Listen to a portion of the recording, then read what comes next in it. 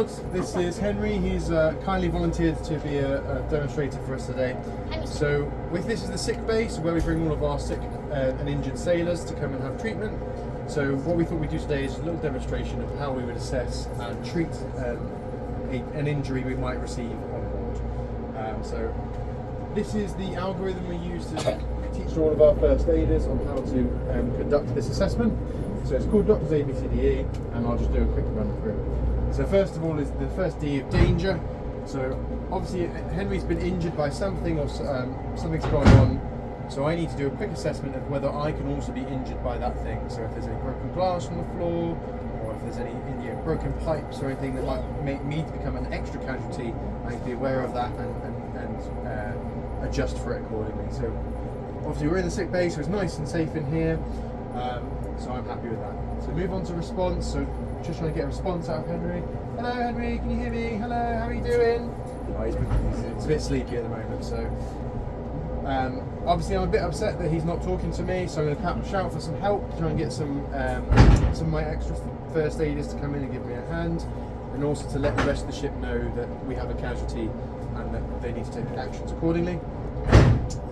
Moving on to catastrophic hemorrhage. So I'm looking for any big bits of bleeding he's got going on.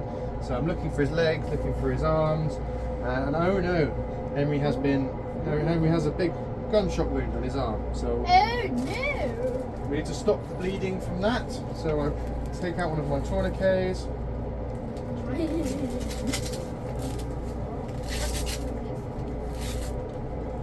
Place it over his arm. So by tying this nice and tight, I help stop the blood flow to his arm and help stop that. Obviously he has a big open wound now, so we can't leave that unattended.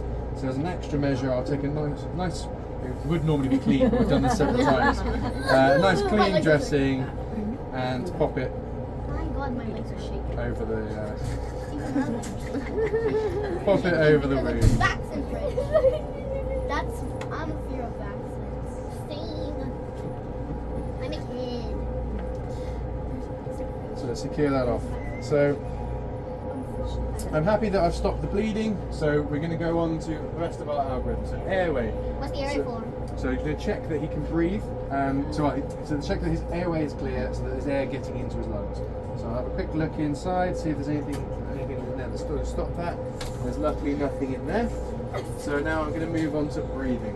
So I'm just going to check whether his lungs are working. So the first thing I'm going to do is have a quick feel of his chest, see if his lungs are expanding nice and equally.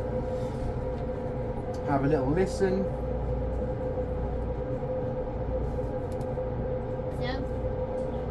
So unfortunately I can't hear much on this side, and it wasn't moving very much when I was having a feel. So I need to have a further look. And oh no, he's also got a wound on this side as well. So I can see lots of frothing and can hear air going in and out. So I'm worried that his lung has collapsed. So the first thing I'm going to do is take out a special valve dressing we have, pop that over the top to make sure that we stop any further air going in, and that can allow his lungs to slowly stabilise and reinflate slightly. Obviously he's not been breathing particularly well, so I need to make sure that he has some oxygen. So I'm going to put an oxygen mask on him and attach it to the oxygen cylinders we have below, so that he's got nice good access to air, and he's going to start his recovery. Next, I'm going to move on to circulation. So I'm going to check whether he's got a pulse. I'm going to check in the wrist, see if he's got a pulse there. He's lost a lot of blood, so unfortunately I can't feel the pulse in that. So I'm going to have a feel of the pulse in the neck. I can feel the pulse in his neck, so I'm reassured that his heart is working and that's nice and stable. But unfortunately, I'm not very happy that he's lost so much blood.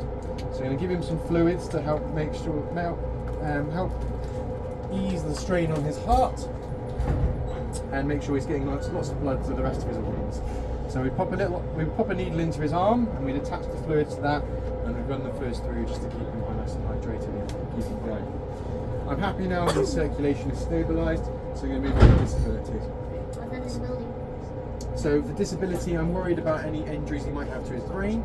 So I'm looking for any, looking for his neural reflexes essentially. So checking on how his eyes respond to the light, still checking, hello Henry, can you hear me? Are you still talking to me?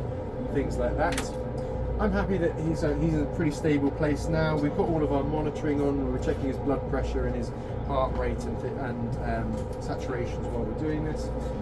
So we now move on to environment. So obviously Henry's quite unwell. He's had some damage to his lungs and to his arm. I want him to go to hospital. We're going to have some proper care. So we're going to give him. So going to package him up, ready to go. So we're going to give him a nice warm blanket, keep him nice and warm.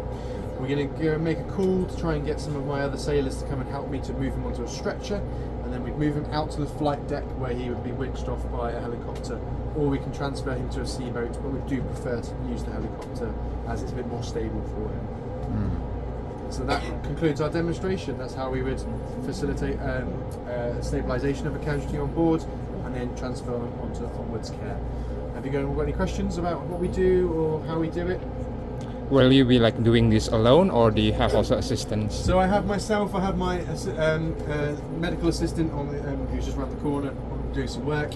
He's our leading hand medical assistant, so he is trained almost to a paramedic level and helps me deliver care from that point of view. In addition to that, we have several first aiders on board who their main job is something else, so a chef or a